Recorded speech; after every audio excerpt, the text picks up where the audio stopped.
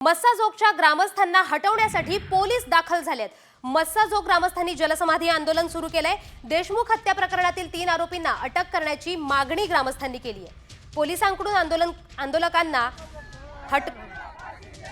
हटकण्यात येत आहे। मस्साजोगमध्ये जलसमाधी आंदोलन सुरू आहे। इतर 3 आरोपींना अटक करण्याची मागणी करण्यात येते आहे। आता ग्रामस्थांना तिथून हटवण्यासाठी पोलीसही तिथे दाखल झाले। मस्साजोग ग्रामस्थांनी जलसमाधी आंदोलन सुरू केलंय। देशमुख हत्या प्रकरणातील 3 आरोपींना अटक करण्याची मागणी ग्रामस्थ करतायत आणि आता या ग्रामस्थांना हटवण्यासाठी तिथे पोलीस दाखल झाले आहेत।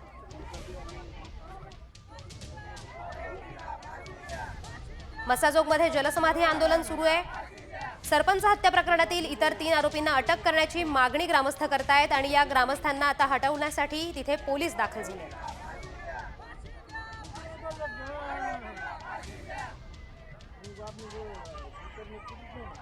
आपण ही दृश्य पाहतोय।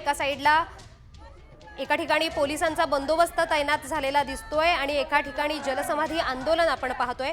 मस्साजोग येथे जलसमाधी आंदोलन सुरू आहे। सरपंच हत्या प्रकरणात बीड येथील सरपंच हत्या प्रकरणी ग्रामस्थ जलसमाधी आंदोलन करतायत। इतर 3 आरोपींना अटक करण्याची मागणी करण्यात येते आणि या जलसमाधी आंदोलनकर्त्यांना हटवण्यासाठी तिथे पोलीस आता दाखल झालेले आहेत। एका ठिकाणी आपण पोलिसांची दृश्य पाहतोय तर एका ठिकाणी आपण जलसमाधी आंदोलनकर्ते पाहतोय। या संदर्भात अधिकची माहिती घेऊया माधव सावर्डेकर या प्रतिनिधींकडून।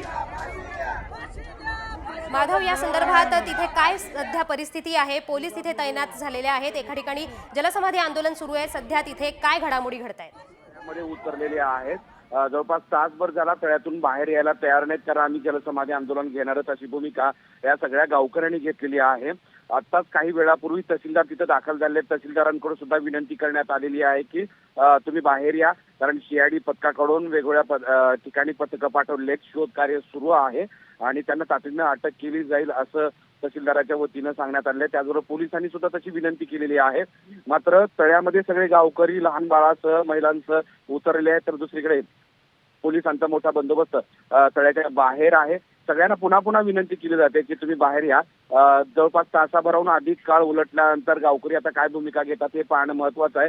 मात्र मस्साजोगचे सरपंच संतोष देशमुख यांची हत्या होऊन जवळपास 23 दिवस होत आहेत। या दरम्यानच्या काळात जो मुख्य खुनातला आरोपी आहे तो अजून पोलिसांच्या ताब्यात आला नाही। काल खंडणीच्या गुन्ह्यातील आरोपी वाल्मिक कराड स्वतः शरण आला। मात्र ज्यांनी खून केलेला आहे ते निर्गुण खून करणाऱ्या आरोपींना पोलीस का अटक करत नाही असा प्रश्नचिन्ह गावकऱ्यांनी उपस्थित केला होता आणि त्या निमित्तानं गावकरी एकत्र येत हा संताप प्रशासनाच्या समोर दाखवून दिलेला आहे। आता यानंतर नक्कीच माधव, या संदर्भात अधिकची माहिती तुमच्याकडून घेतच राहू। धन्यवाद।